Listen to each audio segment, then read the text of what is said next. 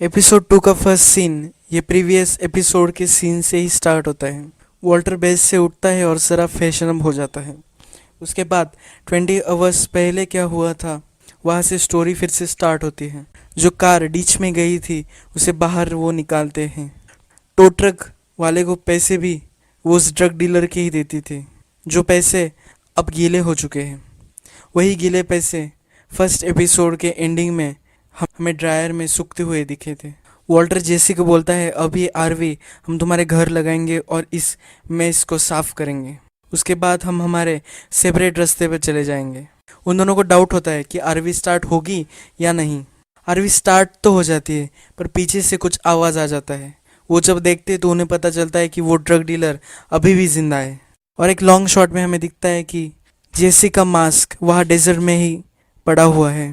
अब हम फिर से प्रेजेंट में आ जाते हैं। जब मैंने बोला था कि वॉल्टर बेड से उठने के बाद फ्रेश होता है तो वही वो सो जाता है। उसके बाद वो ब्रेकफास्ट के लिए जब आता है तो कन्वर्सेशन ज़रा ऑकवर्ड हो जाती है। वॉल्टर जूनियर को लगता है कुछ ऑफ है, पर तभी जेसी का कॉल आ जाता है। जेसी एक सेल्स रिप्रेजेंटेटिव होने का ढोंग करता है। वॉइस मैसेज पर जाने के से पहले ही वॉल्टर जाकर कॉल को रिसीव कर लेता है। जैसे उसको बताता है कि ड्रग डीलर अभी भी जिंदा है, वैन में अभी भी उसका साउंड आ रहा है। स्काइलर को ये थोड़ा सा सस्पिशियस लगता है वो कॉल, इसलिए कॉल बंद होने के बाद जब वॉल्टर घर से बाहर निकल जाता है तो स्काइलर फिर से रिडायल करती है और जेसी का अटपटा सा मैसेज, वॉइस कॉल का मैसेज वो सुन लेती है और उसे पता चल जाता है कि वॉल्टर कुछ झूठ बोल रहा था। नेक्स्ट सीन में वॉल्टर बच्चों को कायरलिटी के बारे में बता रहा होता है। कायरलिटी मतलब एक ही सेम एलिमेंट्स के अगर पोजीशन चेंज कर दो तो वो बदल जाता है, उसका नेचर बदल जाता है। ये सीन रिप्रेजेंट करता है वॉल्टर के चेंज को। जब उसे कैंसर नहीं हुआ था तो उसकी पोजीशन अलग थी, उसकी लाइफ का पर्सपेक्टिव अलग था। जब उसे पता चला कि वो उसे कैंसर है तब उसके बाद उसके लाइफ ने एक वायलेंट रूप ले लिया है। वो अपने लेक्चर में ये भी बताता है कि पूरे ऑपोजिट इफ़ेक्ट्स आ सकते हैं सेम एलिमेंट से। यही ऑपोजिट इफ़ेक्ट्स हमें अभी वॉल्टर में दिखाई दे रहे हैं। वॉल्टर अपने स्कूल से थोड़ा सा एचसीएल चुरा लेता है। जब जेसी अपने घर में होता है और जख्मों पर थोड़ा सा मेकअप लगा रहा होता है तभी उसे कुछ आवाज़ आती है। जब वह वैन में देखने जाता है तो उसे ब्लाइंड फोल्ड दिखती है जो निकाली हुई होती है। इसका मतलब जब वो चेक करता है तो उसे मालूम होता है कि ड्रग डीलर यहाँ से भाग चुका है।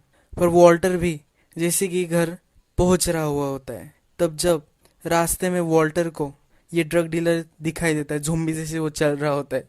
जब वॉल्टर गाड़ी घुमाता है और उससे बात करने की कोशिश करता है तो वो भागने लगता है और पेड़ से टकरा जाता है और वही बेहोश हो जाता है।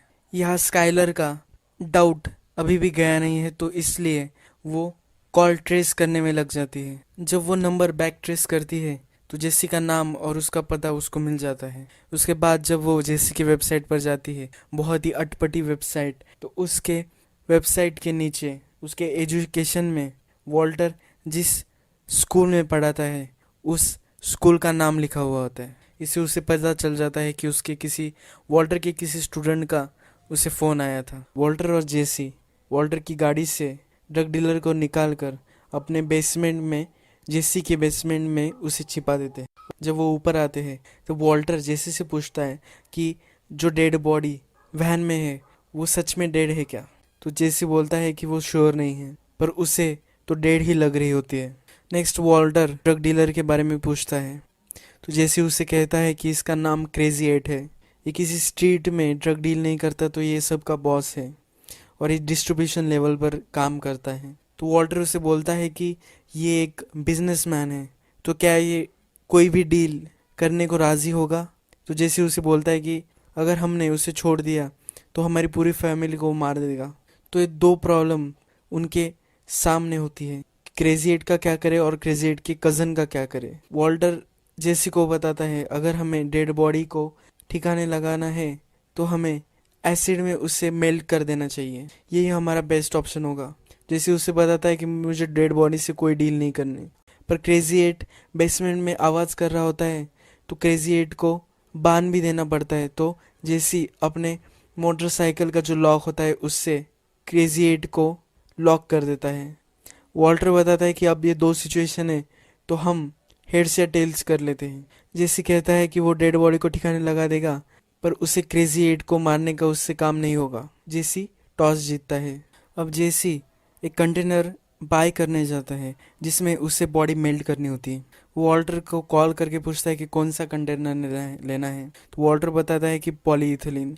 जब वो वॉल्टर से पूछता है कि मुझे ज़रा कमज़ोर लग रहा है, ये एसिड में नहीं टिक पाएगा। वॉल्टर उसे कहता है कि तुम्हें केमिस्ट्री के बारे में कुछ भी नहीं पता। फिर उसके बाद जेसी एक कंटेनर उठा लेता है और एक कोने में जाकर उसमें बैठने की कोशिश करता है। देखता है कि डेड बॉडी फिट होगी भी या नहीं। बहुत ही फनी सीन है ये। जैसे वॉल्टर को पूछता है कि उसने क्रेजी एट सिचुएशन को हैंडल किया या नहीं। वॉल्टर उसको बोलता है कि वो ढूंढ रहा है इसका सॉल्यूशन। वॉल्टर ब्रेनस्टॉर्मिंग करता रहता है कि कैसे उसे क्रेजी एट को मारना है। तभी उसे आइडिया आता है कि प्लास्टिक के बैग से इसका दम घोटकर हम इसे मार सकते हैं। जब वो उसे मारने जाता है तो क्रेजी एट जगा हुआ होता है और उससे बातें करने लगता है। तभी वॉल्टर डर जाता है और ऊपर चला जाता है। क्रेजी एट उसे बोलता है कि उसे प्यास लगी है, तो इसलिए वो फ्रिज खोलता है और उसके लिए कुछ खाना लाता है। और वो सब सप्लाईज क्रेजी एट को दे देता है। उसको टॉयलेट पेपर, खाना, पानी, इवन हैंड वॉश भी उसे देता है। ऊपर जाकर उसे जेसी का वीड मिलता है और वो कुछ स्मोक करने लग जाता है।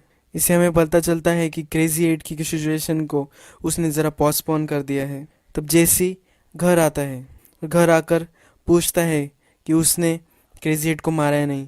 क्रेजी एट के खांसने का आवाज़ आता है और वॉल्टर उसे बताता है कि मैं ये कल कर दूंगा।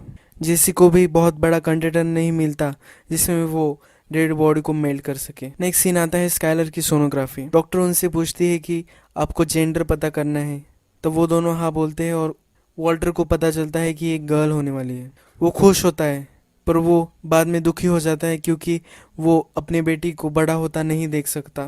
तब स्काइलर उससे पूछती है कि ये जेसी कौन है। वॉल्टर उससे बताता है कि वो कोई भी नहीं है। स्काइलर उससे पूछती है कि उसके वेबसाइट पर तुम्हारे स्कूल का नाम था, क्या ये तुम्हारा पुराना स्टूडेंट था? वो एक ड्रग एडिक्ट की तरह लग रहा है। तो वॉल्टर उसे बड़ी इंटेलिजेंटली बताता है कि ये मुझे मैरिजुआना सेल करता है, मुझे ये अच्छा लगने लगा है थोड़ा थोड़ा। वो उसे फर्दर बताता है कि मैं मुझ जैसा महसूस नहीं कर रहा, पर मैं तुमसे बहुत प्यार करता हूँ और ये चेंज नहीं होने वाला। तो मुझे सिर्फ ये चाहिए कि तुम अभी मुझे मेरे हाल पर छोड़ दो। इस तरह से वॉल्टर उसे झूठ बोलकर अपने आप को सेव कर लेता है। जेसी अपना करेज गैदर करके बॉडी को वैन से बाहर निकालता है और वो अपने घर में ले जाने ही वाला होता है। तभी स्काइलर उसके घर पर आ जाती है। स्काइलर को देखकर उसकी फट जाती है और वो स्काइलर को वही दरवाजे पर रोक लेता है। स्काइलर उसे धमकाती है अगर उसने वॉल्टर को मैरिजुआना बेचना बंद नहीं किया तो वो अपने सिस्टर के हस्बैंड को कंप्लेंट कर देगी, क्योंकि वो डीईए है, यानी कि हैंक को वो कंप्लेंट कर देगी। और वो उसको ये भी बताते जाती है कि उसे अपना प्रोफेशन चेंज कर लेना चाहिए।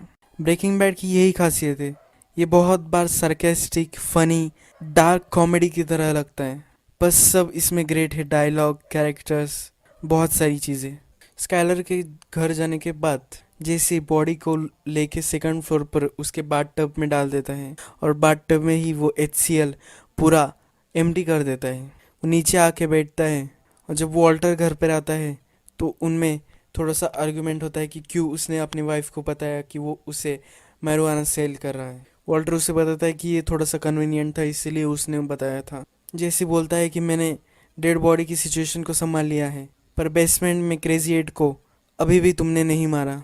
तो वॉल्टर हैरान हो जाता है और उसे बाथ टब के बारे में पूछता है। जब वो बाथ टब देखने जा रहा होता है तभी HCl बाथ टब के साथ पूरी सीलिंग को भी मेल्ट कर देता है और पूरे डेड बॉडी के बॉडी ऑर्गन्स फ्लोर पे पड़ जाते हैं। ये सीन यही ख़त्म होता है और नेक्स्ट सीन में जो जेसी का मास्क डेजर्ट में गिर गया था, वो मास्क दो बच्चों को खेलते खेलते मिल जाता है और बच्ची उस मास्क को पहन लेती है। यही ये एपिसोड ख़त्म हो जाता है।